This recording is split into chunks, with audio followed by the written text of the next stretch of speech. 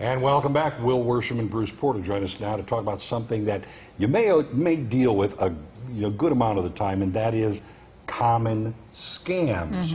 All right, guys, talk to us, because there are like tons of them out there. I know I won a big lottery in Ethiopia. I win those all the time. Your email address won that. South Africa actually is a big one, where you'll get a winning email from South Africa. Nigeria. I always want them to just send me a check, but they don't. I don't get it. Well, they do send the check, but it gets held up at Homeland Security, and so you need to send them some money to release the check, and then you'll get it that way. That happens a lot.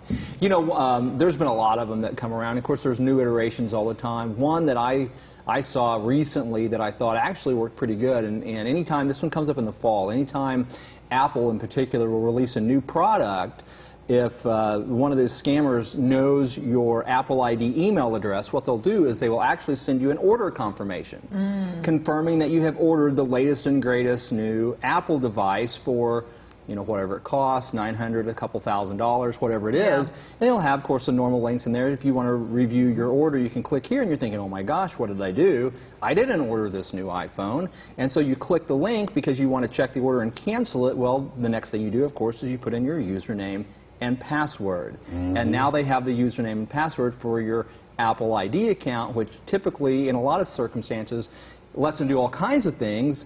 They can use your email to scam other people, your friends and family, because now they have control of your email account. You may have payment information set up in there that they can then use to purchase all types of items. So if you have the new Apple Card, it could really be. If you have the new Apple Card, that could be something else as well. Another one that I've seen that worked out pretty good, that looked really good when they saw it, was you'll get about you need to update your password for Netflix. Now, this one isn't going to hurt you quite so bad unless you're using the same password for a lot of other different logins, which they can also get. They also try, right? They'll also try that too. But what they'll do then is they'll take control of your Netflix account, and you may never know it, because unless you go through and watch your viewing history, you'll never know this, but then they can turn around and sell your Netflix login to somebody else, a vast number of people if they want, for $5 or $10, and somebody else is using your Netflix account. So that's a pretty common one also. A lot of times they're going to look like the emails are going to come from places like PayPal. It says, hey, you need to update your password. We have a security concern.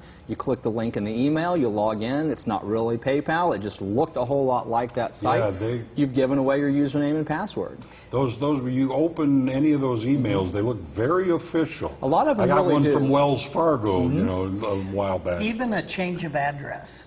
When you move or you change, you know, residence. You go to change your address. A lot of people like to do it online. You got to be careful, because there's all kinds of websites now that look like a U.S. postal website, and they're not. Yeah, there's some things you can really do. One, read those emails really carefully, because a lot of times you'll find a typo or maybe some grammatical errors. Never click the link in those emails. Almost always you can go directly to the site itself in your browser and fix that problem. Or if you're really unsure, if the little header in the email, if you'll click the email address, identify where it came from, and look at it, a lot of times it's going to come from a really weird looking email address, like something like DR or NZ or all kinds of things. It's not going to come from apple.com or netflix.com, and that's a clear indicator that it's a scam. If you do click the link, look at the address that sends it to you up in that URL bar. If it's not the right address for that company, it's probably a scam. I think that's probably the moral of the story. Just call the company and say, did you reach out to me? What do we need to do here? You know, just don't fall for it. If you have a legal question for Will, email him at wworsham@color10.com. He'll answer your question on the show. Good advice today, Will. Thanks. We're going to talk to both of you later also, because we're going to cover more, especially with this guy right here, Bruce Porter. Yeah, we'll be right back.